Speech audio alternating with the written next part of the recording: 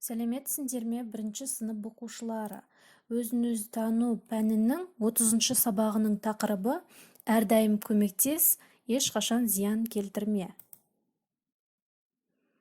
Бүгінгі сабақта қол жеткізілетін оқу мақсаттарымыз: басқа адамдарға, жан-жануарларға, табиғатқа жанашырлық, көңіл бөлу бірлігі. Екінші, қоғамдық меншікке ұқыпты қарау. Сабағымыздың құндылығы дұрыс әрекет, ал қасиеттері шынайылық, қайырымдылық, ұқыптылық, бауырмалдық.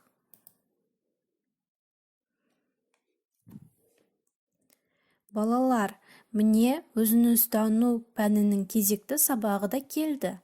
Сіздерді осы сабақта көргеніме әрқашанда қуаныштымын. Осындай қуанышты сіздерде болсын деп көңілді сәлемдесуге шақырамын. Қанекей, барлығымыз орнымыздан тұрып, мына бейнероликте көрсетілген іс-қимылдарды қайталайық.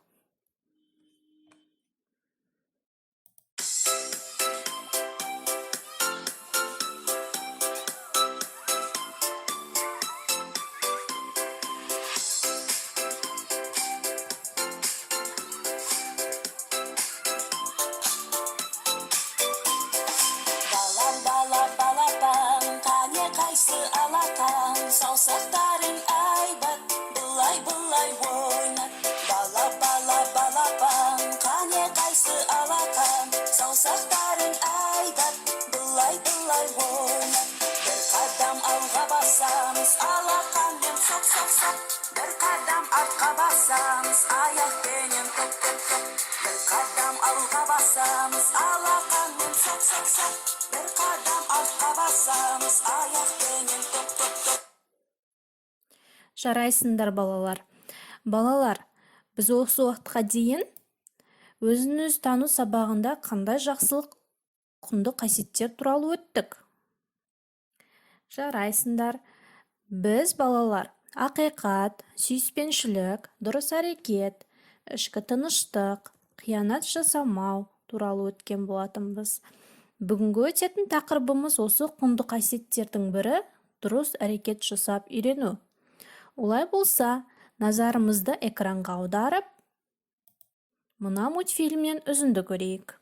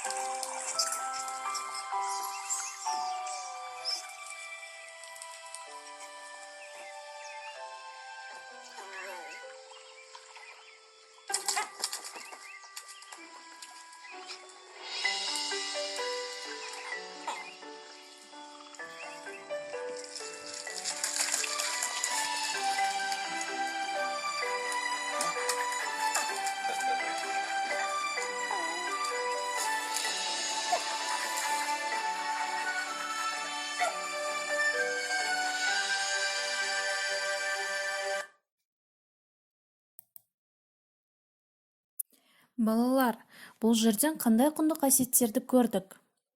Сіздер көмек дегенді қалай түсінесіздер? Осы сұрақтардың жауабын аудиожазбамен жіберсеңіздер болады. Ал қазір, балалар, егер де бір бала әженің ауыр сөмкесін көтерсе, құлап қалған баланы демеп жіберсе, анасымен бірге еңбектенсе, және мұқтаж жандарға көмектессе, осының барлығы не деп аталады? Әрине, бұл жағдайлардың бәрін көмектесу деп атаймыз. Ал қазір мәтінмен жұмыс жасайық. Оқулықтарыңызда аңыз берілген. Сахараның ыстық күнінде бір адам түйеге мініп келе жатыпты. Ұзақ жолдан шөлдеп, шаршап келе жатқан бір жолаушыны кездестіреді. Жолаушы одан су сұрайды. Ол түйеден түсіп су берейін деп жатқанда, жолаушы оны итеріп жіберіп, түйесіне міне салап, қашып жөнеледі.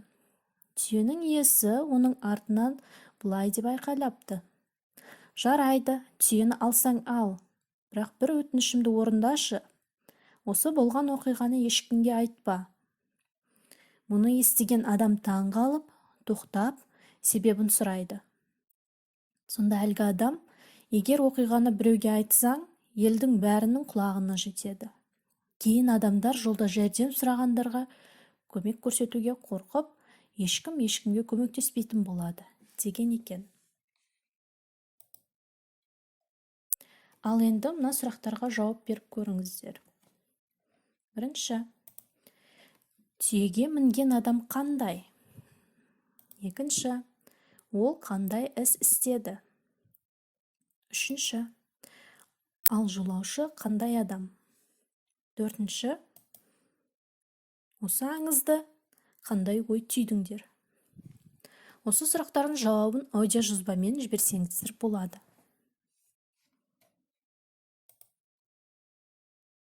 Келесі үй тапсырмасына оқулықтарыңыздағы 131-133 беттердегі екінші тапсырманы орындайсыздар. Суреттерге қарап, қайсысы адамға қандай көмек қажет деп ойлайсыңдар, соны айтасыздар. Ал енді бүгінгі сабақта болған көңіл күйлеріңізді бас бармақ салынған суреттер арқылы бағалайсыздар. Егер барлығын түсіндім дейтін болсаңыздар, жоғарыға көтерілген бас бармақты жібересіздер. Енді түсініп келемін дейтін болсаңыздар, орташа бас бармақты жібересіздер.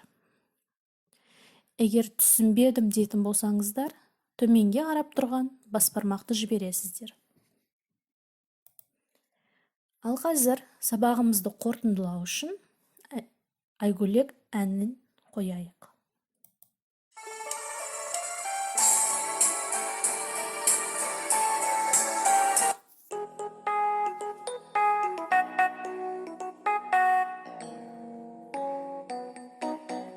Күнде шалқып жасыныр, тасып жатқан шағында, кемеріңе шалықтап, асып жатқан шағында, ойын ойнап ән салмай, өсер бала болай ма? Көңіс көрге көрмей ол, кемеліңе толар ма? Айгөлек ау айгөлек, айдың жүзі дөңгелек, айгөлек деген шырқа, кел бөлеге кел бөлек. Айгөлек ау айгөлек, айдың жүзі дөңгелек, айгөлек деп ән шырқа, ел бөлек